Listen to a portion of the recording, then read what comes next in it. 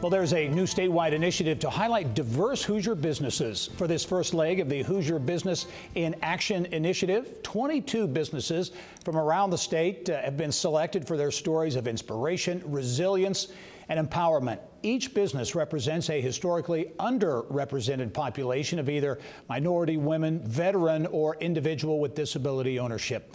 And for more on the campaign, what it's all about, I am pleased to be joined and welcome to the show Indiana's first ever Chief Equity, Inclusion, and Opportunity Officer, Karrah Herring. And Karrah, welcome to the show. Thank you, Mr. Dick, for having me. I appreciate it. You bet. Well, hey, we want to talk about this campaign, but first talk a little bit about you, because you are the state's very first Chief Equity, Inclusion, and Opportunity Officer.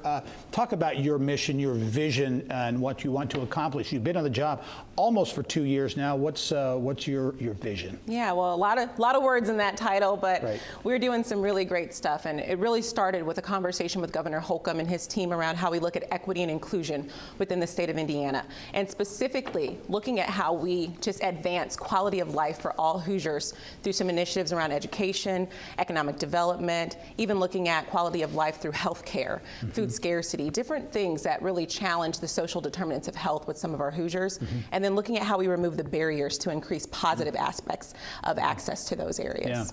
A little bit about your background. You are a Hoosier, right? Through and through. I'm born and raised in South Bend, Indiana. Went to Purdue University for undergrad, Boiler Up, and then went on to Valparaiso University School of Law for law school, and then worked at the University of Notre Dame for just shy of a decade before joining Governor HOLCOMB's team. Yeah, now working on this statewide initiative, let's talk about a Hoosier Business in Action campaign. Yes. What it's all about, because you are really highlighting, again, 22 businesses of all sizes representing really every corner of the state.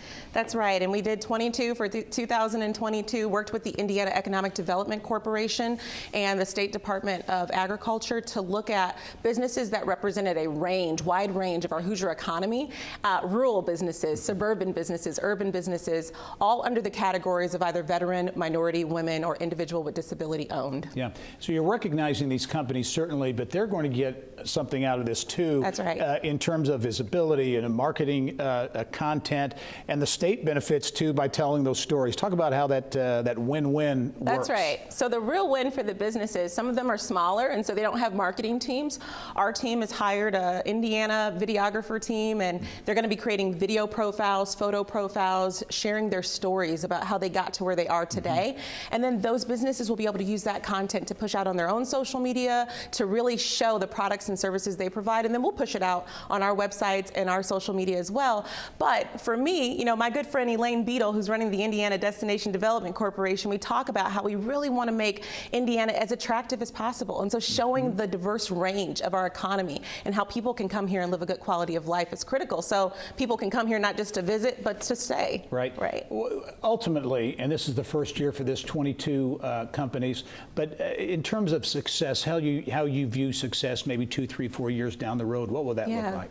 Well, a couple of things. That this continues, right? We're trying to lay this, the foundation for the sustainability, but we're hoping by highlighting these types of businesses, we will see more organizations, our anchor institutions, our large corporations, even the state of Indiana, because we got to be accountable too, contract more with these types of businesses, really hoping that we can help scale up some of these businesses. Maybe this is the first time they get this type of exposure, and 3 years from now, maybe Importin Joe's Ethiopian coffee is in all types of hospitals and colleges and universities, and so we really want to help them grow. Yeah.